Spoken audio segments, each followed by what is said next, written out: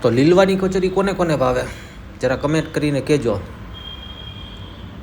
તો આ આપણે તુવેર ફોલીને થોડીક વાર એને ગરમ પાણીમાં ઉકાળી લીધી, એટલે થોડીક પોચી પડી જાય અને ઓછી પકાવવી પડે. તો જો આ રીતના આપણે એને ક્રશ કરી લીધી છે.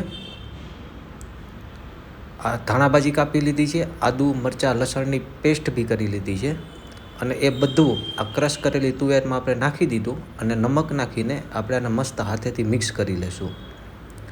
પછી આ બાજુ ઘઉંનો લોટ, 2 ચમચી મેંદો, અજમા અને મીઠું નાખી દીધું. અહીંયા ઘી મસ્ત મજાનું ઉકળી રહ્યું છે. હવે ઘીનું મોણ નાખીને થોડો કઠણ આપણે આવી રીતના લોટ બાંધી લઈશું. અહીંયા આપણે તલ અને જીરું બંને લઈ લીધા છે. કઢાઈમાં તેલ ગરમ થાય એટલે એમાં આપણે તલ અને જીરું એ બંને નાખી દઈશું. મસ્ત ફૂટી જાય પછી અમે 1 ચમચી હળદર નાખી દઈશું, અને પછી આ લીલવાનું જે આપણે ક્રશ કરેલું છે મિક્સર, એને બધું નાખી મિક્સ કરી અને ઢાંકીને 5 મિનિટ પકાવી લઈશું. પછી આપણે એમાં કાજુ, કિસમિસ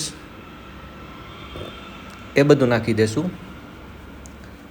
અને જો આ મસ્ત મજાનું આપણું મિક્સર તૈયાર થઈ ગયો હોય એની ઉપર આપણે અડધો લીંબુનો રસ નીચવી દઈશું. અને આ બાજુ આપણે નાના ગોયણા કરી એની પૂરી વણવા માંડશું, અને એના પછી આ રીતના હાથેથી મસ્ત કચોરી ભરી લેશું. ક્યાંયથી ખુલ્લી ન રહીએ કે ફાટી ન જાય એનું જરાક ધ્યાન રાખશું. અને જો આ રીતના આપણે ભરી લેવાની કચોરીને. તો આ કચોરી ભરાઈ રહી છે.